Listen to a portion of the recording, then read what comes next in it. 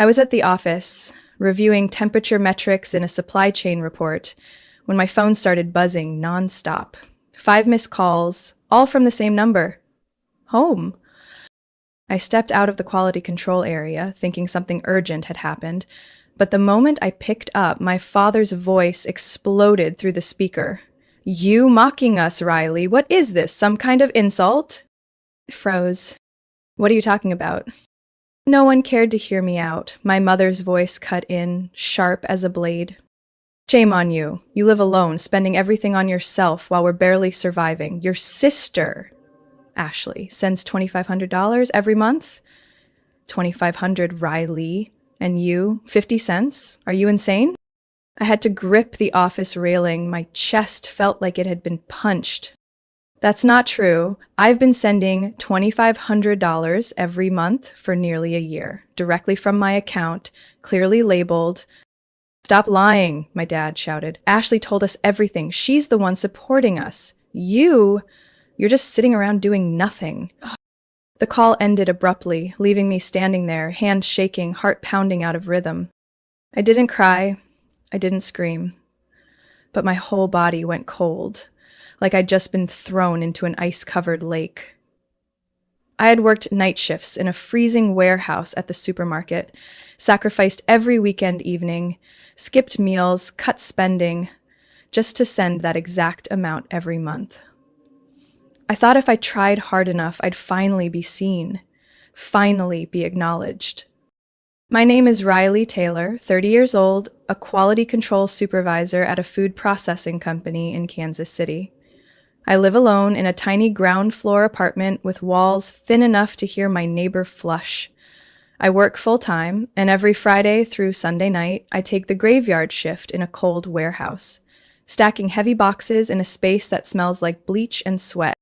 My base salary is $3,200. To send $2,500 home each month, I had to cover the difference by working overtime and cutting nearly every personal expense. I canceled Netflix, sold my road bike, lived on instant noodles and canned soup all week. Every time I checked the transfer app, I'd whisper to myself, "Hang in there, they'll see your effort." And yet, they think I sent 50 cents. I walked back into the office, ears still ringing. The report in front of me blurred, replaced by the number 2,500, carved deep in my mind, the number I'd sent every month. I didn't do it because anyone forced me. I did it because, for once, I wanted to feel like I mattered in this family. But even then, I still wasn't enough. I was still just a shadow behind Ashley. I remembered every single transfer, always on the 3rd of the month, always labeled clearly, Riley Taylor, never late.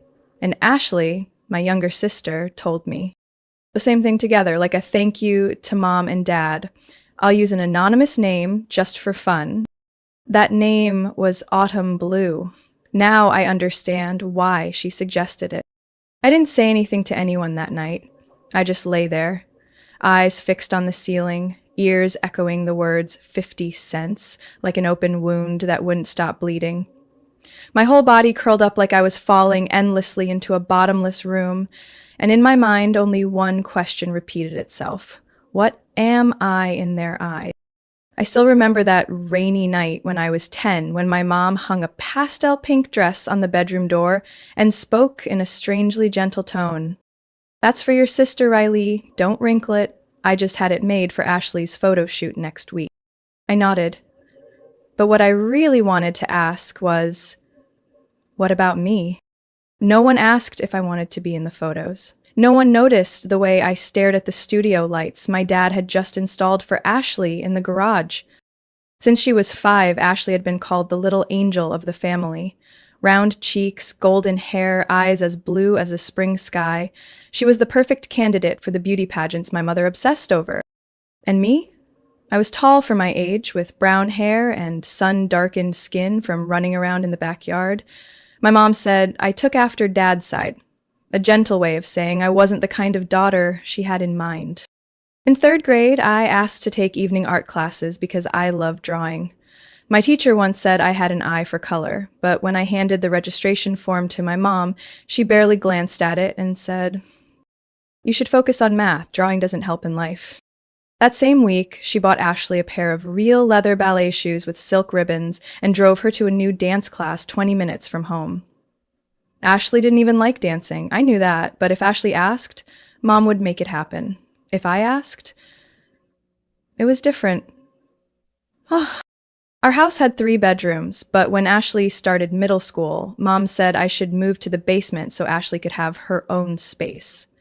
I packed up my things and took my pillow to the half-sunken, damp, dark room next to the water heater and boxes of old paint. No one asked me if I was okay with it. I didn't argue. I already knew how it would go. I used to think maybe if I worked harder or helped more, things would change. In 6th grade, I won 2nd place in a county-wide science creativity competition. The prize was a weekend campus tour of several universities. I brought the invitation home, excited, and handed it to my dad. He raised an eyebrow. Friday through Sunday, that's when Ashley has her spring photo shoot rehearsal. Your mom needs help. So I stayed home, cleaned the camera lenses, ironed Ashley's dress, and held an umbrella over her in the backyard during the shoot. When I was 15, my grandfather, the only person who ever praised me, passed away. He was the only one who listened when I talked about food packaging design ideas, about my dream of studying industrial engineering. He once told me, "Riley, you're the kind of person who keeps the world running, quiet but strong." When he died, I lost the only emotional anchor I had. I never told anyone I was being bullied at school. I didn't tell my mom when Ashley took my savings from the piggy bank to buy makeup and no one scolded her. I didn't mention that at 16, I applied for a part-time job at a bakery just to buy myself a new backpack, while Ashley was taken on designer shopping trips at the start of every school year. I stayed silent for too long, and that silence made them believe I didn't feel anything. Now, at 30 years old, with a stable job and a cramped apartment that's at least mine, I'm still called selfish, all because Ashley spoke first. And I still haven't learned how to scream to claim what's rightfully mine. But I'm beginning to understand. It's not because I didn't try hard enough, it's because, in their eyes, Ashley always came with her own spotlight, and me? I had to build my own flashlight from scratch. I got a call from Ashley on a Monday night just as I was finishing a bowl of tomato soup and toast, cheap and filling enough to stretch through the last week of the month. Her voice came through soft, almost tender, unlike her usual snobbish tone. "Really, I have something to say, but please, don't be mad." I paused, spoon halfway to my mouth. "Go ahead." "I was just thinking, we owe Mom and Dad so much. They gave up their whole youth for us. I feel really bad." I didn't respond, my mind filled with images of those sacrifices. Me eating dinners alone, being pushed aside so Ashley could have space. "I have a plan, Riley. We'll send $4,000 a month together, like a thank you gift. They won't have to worry about bills anymore. They can finally relax." I was speechless. 4,000? That was more than my rent and living costs combined. But before I could say a word, Ashley rushed on, like she'd rehearsed it. "I know you're not exactly rolling in money, so I'll handle most of it. I'm freelancing for a couple beauty brands. Last month, I even got paid for a few TikToks." I tightened my hand under the table. "So, how much do I contribute?" "Half, maybe? I'll cover the rest. You only need to send 2,000. I'll send mine under a name, Autumn Blue. Just for fun. You can use your real name." I frowned. "Why a nickname?" "Just to make it a surprise. Like it's from a secret admirer or something. Cute, right?" I didn't think it was cute at all. But Ashley's voice was too soft, too sweet, and I was too hungry for that one moment where we'd finally be a we, even just once. That night, I registered a recurring transfer and scheduled it for the 3rd of each month, right when my parents usually paid utilities. $2,000 pulled from my paycheck and the rest from night shifts at the Westside Distribution Center. I canceled my high-speed internet, sold the blender I'd saved for since last year, and started walking to work instead of taking the bus. Every dollar saved was a step closer to hitting that target. The cold storage room where I worked had no heating. In Kansas winters, it dropped into the 20s. My hands cracked from the torn gloves. Summer brought the stench of garlic, onions, and plastic. I'd return home just as the sun began to rise, drenched in sweat, feet throbbing, but my heart full. I thought this time my effort would finally be seen. One evening, while entering QA data at work, I checked the banking app and saw the scheduled transfer had just gone through. $2,000. Note, from Riley Taylor. I smiled to myself. All I needed was for my parents to know it was from me. Just this once, I wanted to be noticed. What I didn't expect was that my real name would feel like a slap to them, while Autumn Blue, a name that sounded like something out of a cheesy romance movie, became the hero in their eyes. I didn't realize it until much later. Ashley never intended to share the spotlight. She just used my hands to keep her glow burning brighter. And me, like so many times before, willingly stepped into the shadows, hoping this time I'd step back out together. That morning, I was checking samples of a new bottled sauce for the holiday line in the lab when my phone screen started flashing nonstop. 7 missed calls, all from my mom. I wiped my hands, removed my gloves, and stepped into the hallway. I hadn't even spoken yet when her voice slammed through the phone.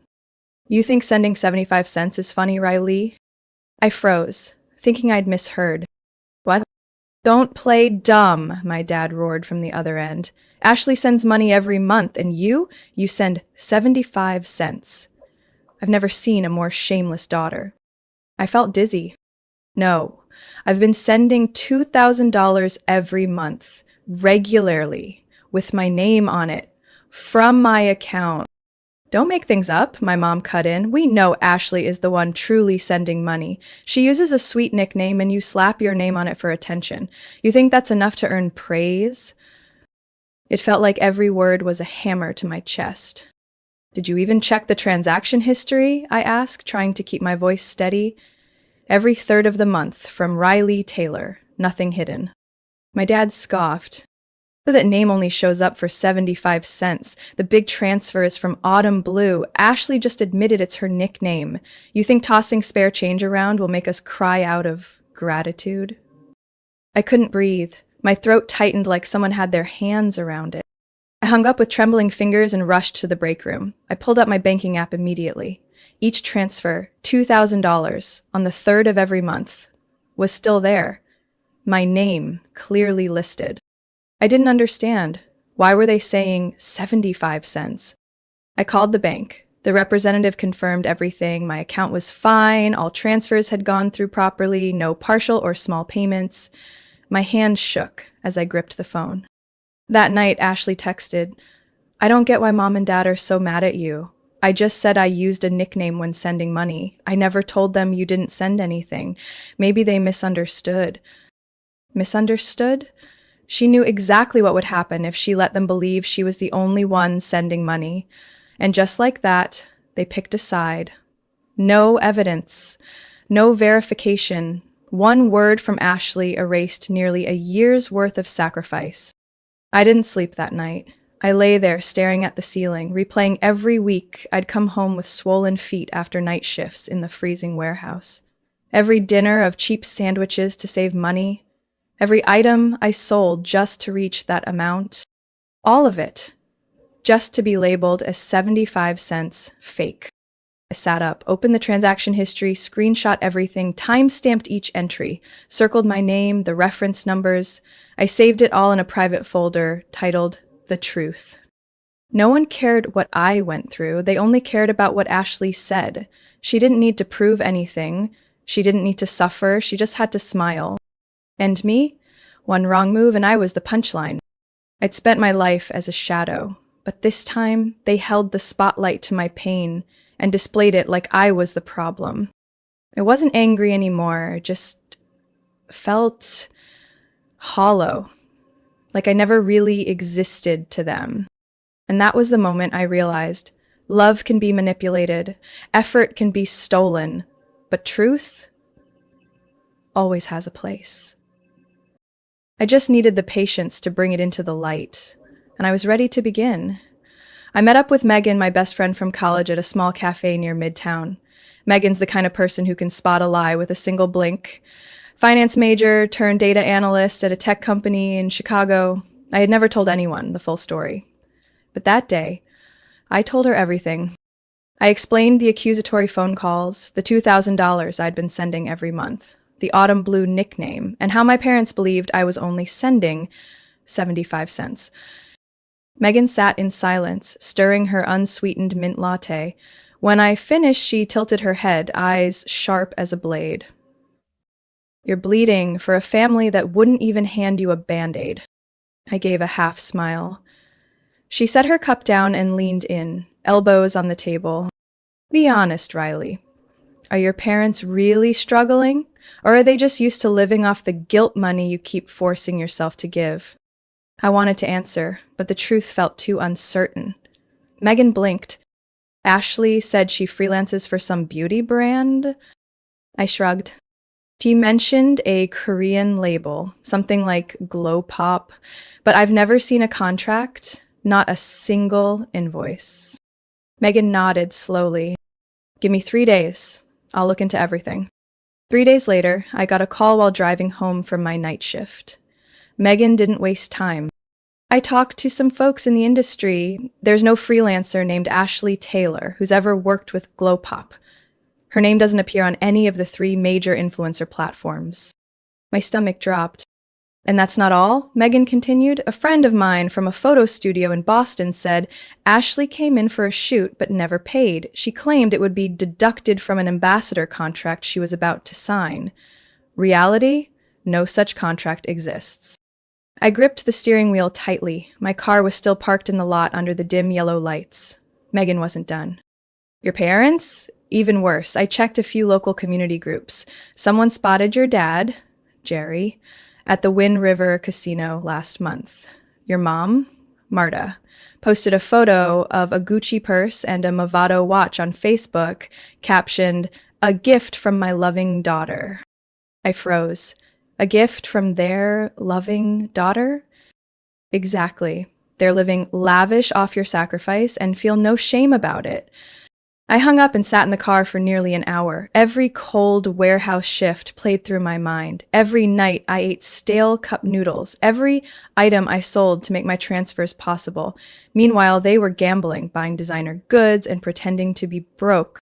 I opened my banking app. My hand didn't shake. Not anymore. I went to the scheduled transfers and tapped cancel. A pop-up asked, "Are you sure you want to cancel this recurring transaction?" I tapped yes. In that moment, a wave of warmth spread from my neck to my shoulders, like it was the first real breath I'd taken in months. That evening, I sent Megan a short email titled, "Thank you for the truth." And then, I blocked all 3 of them, my dad, my mom, and Ashley, from my contacts. I knew they'd call again, they'd try something, but this time, I wouldn't pick up. I was making my morning coffee when my phone buzzed. The screen lit up. Ashley calling. I froze. After more than a month of cutting contact, she was calling again. I should have ignored it, but somehow my thumb slid over to the green button. Riley," Ashley's voice trembled, none of her usual smugness. You're mad at me, aren't you?" I stayed silent. I didn't know things would end up like this. Mom and Dad, they found out I haven't been sending any money. I just wanted us to do something good together. I tightened my grip around the ceramic mug. "No, you wanted someone else to do the work while you took the credit." "That's not fair. I didn't make you do anything." I cut in, my voice calm. "But you stayed silent when they called me the one who sent 75 cents. You watched them yell at me and you said nothing. You only spoke up when everything exploded." There was a pause on the other end. Then Ashley's breathing quickened. "I need help." "You mean you need money?" I asked, unable to hide the bitter smile in my voice. "I'm drowning in debt. That modeling agency was a scam. They told me to pay an entry fee and disappeared. I used Mom's credit card. Dad sold his car. Mom's working night, cleaning shifts. The house is being repossessed." My whole body went cold, but not from sympathy. You should have thought about that before buying designer bags and eating at rooftop restaurants 3 times a week. Ashley cracked. I know I messed up, but you're the only one who can save us. I swear I'll pay you back.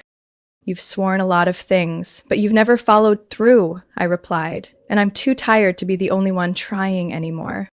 I hung up. I thought that was the end of it. It wasn't. 3 days later, I came home to find my parents standing right outside my apartment door. Really? There you are. Mom stepped forward like she'd just reunited with a long-lost child. I kept my distance. How did you even find this address? Ashley still had it saved from the transfer receipt, she said. You know, we're just going through a rough patch. Dad chimed in. We just need a little help, just a little, to get through this. There were no apologies. No, are you doing okay? No mention of what had happened. They showed up empty-handed with faces that pretended they'd never broken me. Ashley stood behind them, eyes red, hair messy, none of the usual pride left. I know I messed up, but we've got no one else but you. I looked at the three of them like ghosts stepping out of my worst dream. Before you come to me, maybe try going to the truth. Frowned. What do you mean? I mean, if you really want to make things right, start by facing what you've done. With a therapist. Or just with yourselves. I turned and shut the door. A loud knock followed. Riley, please, I'm begging you. I didn't answer. I stood behind the door, heart steady. They knocked 3 more times. Then silence. As their footsteps faded down the hall, I sank to the floor, my back against the wood. Not a single tear. Silence was no longer a hiding place. It was a weapon, and I had learned to wield it.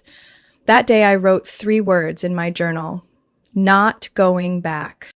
This time, it wasn't about self-defense. It was because I had finally found something more precious than pity. Boundaries.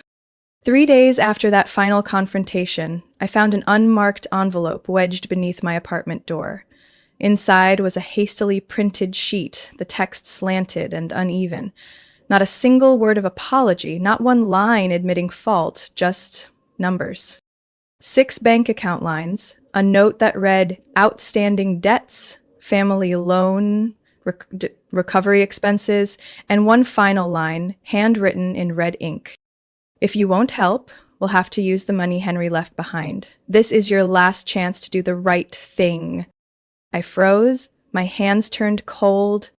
Grandpa Henry's fund, that was the one thing that kept me grounded through the chaos of my younger years. He was the only one in the family who had ever treated me with respect. When I was 16, he once held my hand in the backyard, pointing at the apple tree I had grown from seed. Really, he said.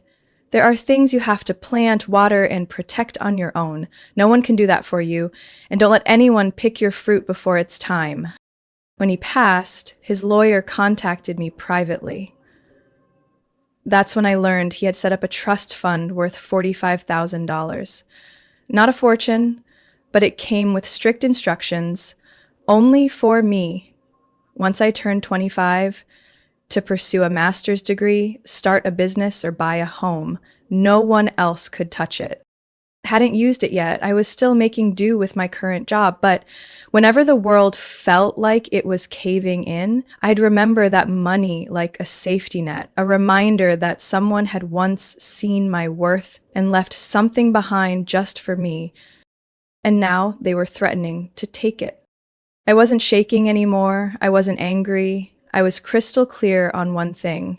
They never stop. They just step back long enough to find a new way to trample me. The next morning, I went to my grandfather's lawyer's office. Mr. Marlon Finch, the man who had helped Grandpa Henry establish the trust all those years ago. I handed him the paper and said simply, I need this fund protected completely. Mr. Finch didn't ask many questions. After reviewing the document, he nodded. I'll transfer the entire amount into a locked 3-year investment fund with dual-factor authentication and fingerprint verification. No one but you will have access, and I'll issue legal notifications to anyone who tries to interfere. I signed the paperwork. There was no grief in me anymore. Only release. After that, I did three things. I changed my phone number. I submitted a formal request to building management to reject any mail or visitors using my family's name. I deleted every old message, saved screenshots of key conversations, and stored a secure backup in my work email, as evidence should I ever need to protect myself again. That night, I came home, turned on the balcony light, and watered the lavender plant, just starting to bloom, soft purple buds. The scent rose gently into the quiet air, like I had finally shut the door on something rotten that should have been sealed long ago. I opened my laptop and typed the first journal entry for the new year. No one enters my life without the key of integrity. From that moment on, my family, or rather the people who once wore that title, were no longer the place I turned to. They had chosen Ashley. They had chosen lies over truth. They had chosen exploitation over companionship. And now, I chose the one thing they could never manipulate: freedom. 3 years had passed since the last time I heard my mother's voice. The last time I saw Ashley was her silhouette disappearing down my apartment hallway, arms wrapped around a torn handbag, eyes fixed to the floor. After that threatening envelope, I lived quietly, like someone who'd survived a violent storm, not wanting to recount it, nor needing anyone to acknowledge how she made it through. I left Kansas City and moved to a small lakeside town in Minnesota, where spring lasts longer than winter and the local shops remember your name after just a few visits. My new apartment was on the 3rd floor, with glass windows facing the lake. I bought a foldable wooden chair, placed it by the sill, and every morning I sat there with my coffee, watching the water reflect the sky like a painting. I planted lavender, rosemary, and white daisies, not violets like Grandpa Henry loved, but I knew he would have smiled. I no longer worked at the old factory. After earning a supply chain consulting certificate, I applied to an organic food export company in Duluth. 6 months later, I was promoted to head of quality standards. A modest title, but enough to make me feel heard, no longer a shadow.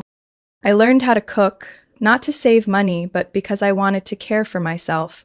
I learned how to walk slower, to really hear the birds instead of just treating them like background noise while running for the bus. I started reading again, books I had once dreamed of having the time for. No one called asking for money, no one assumed I'd be the one to sacrifice, and no one mentioned Ashley like she was some model I was supposed to live up to. I lived for the first time, in every sense of the word. In my 3rd fall since moving, I received a wedding invitation from Megan, my fiercely honest college friend, and the only person who had stayed when I was at my lowest.